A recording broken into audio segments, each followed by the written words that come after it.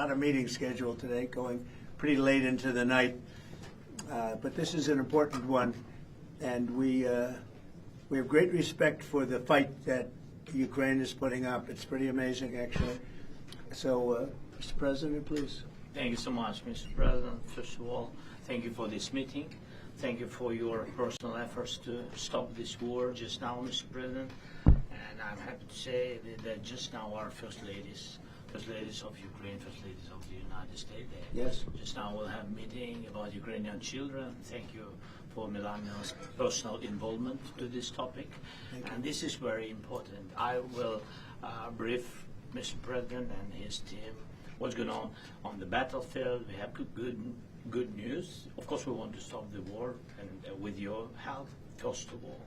And it's good that our soldiers occupied 360 kilometers this month. And of course, we will speak about how to finish the war and about security guarantees. A lot of what to discuss. Thank you. Would you like to say how you are doing on the battlefield? Yeah.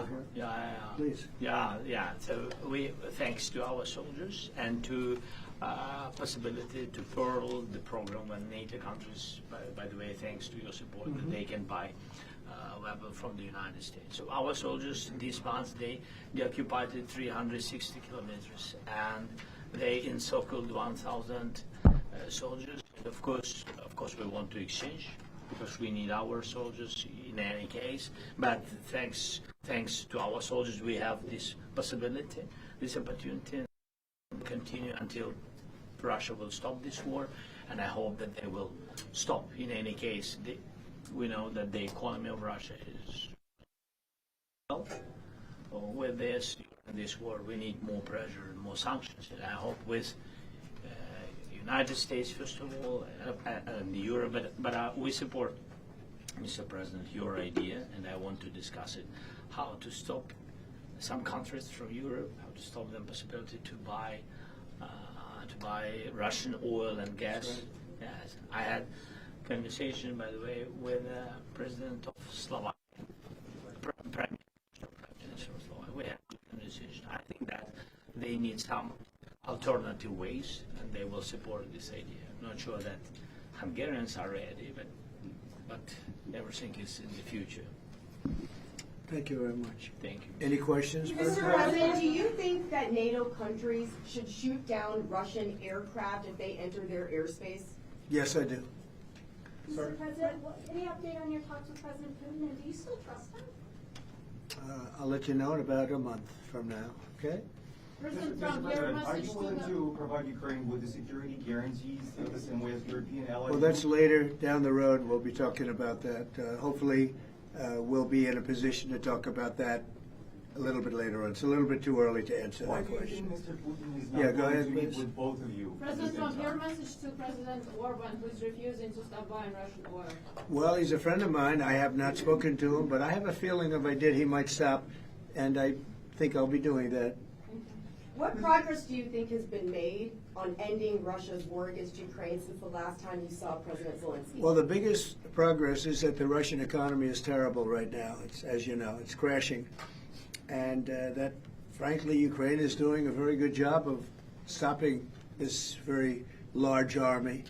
It's pretty amazing. You know, this is a war that should have ended in 3 days, 4 days. People said it was going to be very quick, and you got to hand it to the Ukrainian soldiers and everybody involved. It's still going on, and that's not a good thing for Russia. This was supposed to be quick, and so, you know, Russia doesn't look very distinguished, having taken 3.5 years now, right? It's about 3.5 years of very hard fighting, and it looks like it's not going to end for a long time. Mr.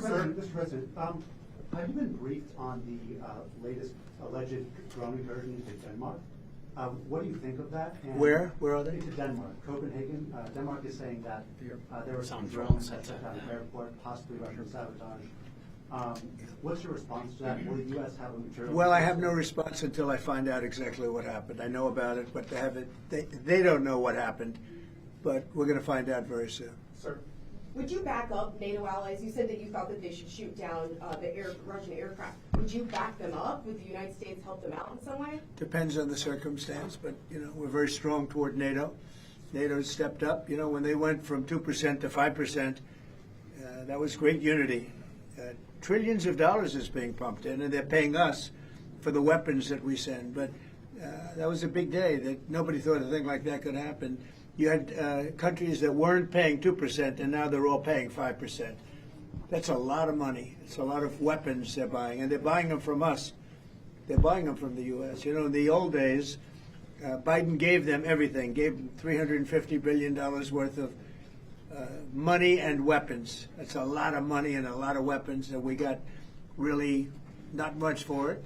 We gave the money to Ukraine to fight, and they've proven they're very brave. I mean, look, they're fighting, and this is a war going on 3.5 years, and people thought it would be over quickly because Russia's a big military power, and Ukraine, I tell you, they are good fighters. Got to hand it to them. They have a lot of courage, a lot of guts. Thank you very much, everybody. Thank you. Thank you so much.